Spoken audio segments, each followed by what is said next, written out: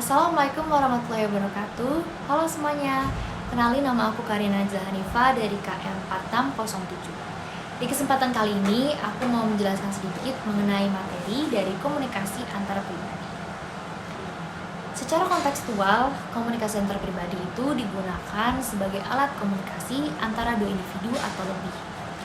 Komunikasi antar pribadi sendiri juga mempunyai beragam definisi sesuai dengan persepsi para ahli. Di antaranya ada menurut De Vito yang mengemukakan bahwa komunikasi antar pribadi adalah interaksi verbal dan nonverbal antara dua orang atau lebih yang saling bergantung. Kemudian menurut West dan Turner mengemukakan bahwa komunikasi antar pribadi adalah proses transaksi pesan antara orang-orang untuk menciptakan dan menjaga makna bersama. Kemudian yang terakhir ada menurut Mulyana, komunikasi antar pribadi adalah komunikasi antara orang-orang secara tatap muka yang memungkinkan setiap pesertanya menangkap reaksi orang lain secara langsung, baik verbal maupun non-verbal. Dari beberapa pengertian para ahli tadi dapat aku simpulin kalau komunikasi antara pribadi adalah proses penyampaian dan penerimaan pesan antar komunikator dan juga komunikan dalam sebuah interaksi baik secara langsung maupun tidak langsung. Komunikasi antar pribadi ini sangat dipengaruhi loh oleh komunikasi dan juga dipandang sebagai bentuk komunikasi yang paling sempurna. Kenapa? Karena komunikasi antar pribadi itu dilakukan secara langsung antara komunikator dan juga komunikan, sehingga bisa mempengaruhi satu sama lain. Komunikasi antar pribadi memiliki 4 klasifikasi. Di antaranya ada interaksi intim, kemudian percakapan sosial, interogasi, dan juga yang terakhir ada wawancara. Setiap komunikasi itu pasti dilakukan dengan tujuan tertentu untuk mencapai suatu alasan. Nah, komunikasi antar pribadi ini juga memiliki beberapa tujuan sesuai dengan yang dikemukakan oleh De Vito yang kutipannya berbunyi, "The 5 major purposes of interpersonal communication are to learn about self, others, and the world, to relate to others and to form relationship, to influence or control the attitudes and behavior of others, to play or enjoy oneself, dan yang terakhir adalah to help others." Jadi, tujuan dari komunikasi antar pribadi yang pertama adalah to learn atau belajar. Artinya ketika kita berinteraksi dengan seseorang, kita secara otomatis harus belajar mengenal kepribadian diri sendiri dan juga memahami kepribadian orang lain, karena kita memiliki hak kewajiban untuk memberi dan mendapat sebuah informasi dari komunikasi tersebut. Kemudian yang kedua ada to relate atau berhubungan.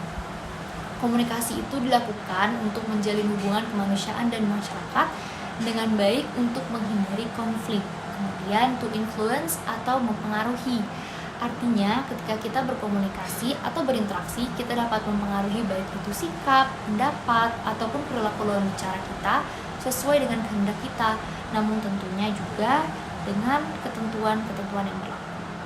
Berikutnya ada to play atau bermain, dan yang terakhir ada to help atau menolong. Sebagai contoh nih, ketika kita sedang ada masalah dan berkonsultasi dengan seseorang, atau kita yang mendengarkan orang lain mengeluhkan sesuatu. Dengan demikian, bentuk komunikasi antar pribadi untuk menolong, memecahkan masalah, dan juga bertukar pikiran. De Vito juga memandang komunikasi yang efektif berdasarkan 2 model. Yang pertama ada humanistic model dan juga pragmatic model. Nah, di sini kita akan membahas yang humanistic model atau soft approach. Bisa juga diartikan dengan pendekatan yang halus. Humanistic model atau soft approach ini menunjukkan bahwa kualitas komunikasi yang efektif itu ditentukan oleh 5 faktor.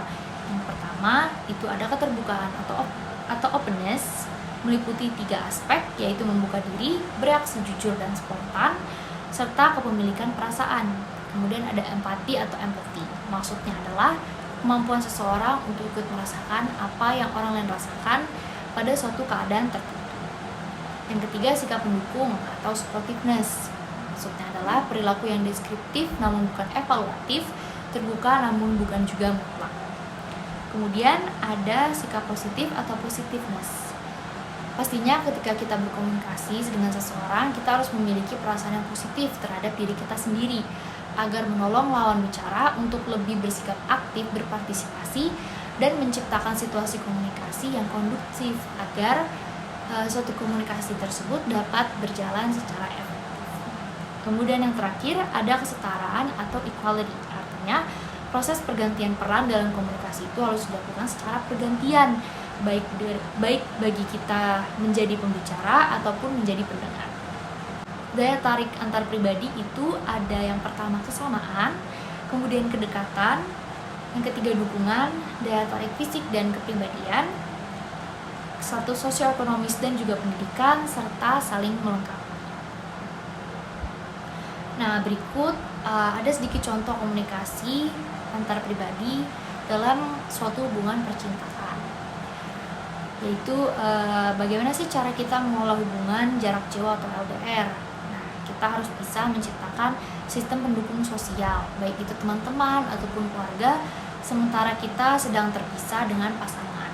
Kita harus bisa berkomunikasi dengan efektif, menggunakan waktu bersama dengan bijak, tetap jujur, menjaga kepercayaan, dan juga fokus hanya pada aspek-aspek yang positif. Kemudian penyebab rusaknya suatu hubungan, tentunya komunikasi yang buruk, perubahan dalam hubungan, kepercayaan yang disalahgunakan, dan juga hubungan dengan pihak ketiga. Ada juga tanda-tanda kerusakan hubungan, yaitu berbohong, kurang membuka diri, menarik diri dari hubungan, berkurangnya pesan-pesan positif, dan bertambahnya pesan-pesan negatif. Berikutnya ada cara memperbaiki hubungan. Yang pertama itu kita harus berani mengambil resiko. Kemudian kita harus bisa mengenali masalah yang sedang kita hadapi. Kemudian ketika sudah mendapatkan solusi, kita harus bisa mempraktikkan solusi tersebut dan lakukan penyelesaian konflik. Yang terakhir itu ada cara mengatasi putusnya hubungan. Tentunya ketika sedang berada di dalam keadaan yang sedih karena putusnya suatu hubungan, kita harus bisa mencari dukungan dan juga pertolongan, baik itu dari teman-teman terdekat ataupun dari keluarga. Selanjutnya kita harus bisa meningkatkan rasa percaya diri dengan mencari hobi baru, mencari kesenangan baru, mencoba hal-hal baru. Intinya yang bisa membuat kita terhindar dari hal-hal yang membuat sedih. Kemudian hindari mengulangi pola yang salah, yaitu terus-terusan mengingat mantan, terus-terusan berada dalam situasi yang sedih, tidak ingin keluar rumah, menutup diri juga. Kemudian kita juga harus putuskan siklus depresi. Kita boleh bersedih, namun kita harus bisa memberi batasan atau patokan. Misalnya, oke, dalam seminggu ini aku boleh sedih, aku boleh nangis, tapi setelah seminggu ini aku harus bangkit dan aku harus buka diri lagi dan mencoba hal-hal baru untuk melupakan masalah putusnya hubungan tersebut. Nah, teman-teman, sekian materi yang dapat aku sampaikan di kesempatan kali ini. Salah hilafnya mohon maaf. Semoga materi yang aku sampaikan ini dapat bermanfaat bagi kita semua. Sampai ketemu kembali, dan wassalamualaikum warahmatullahi wabarakatuh.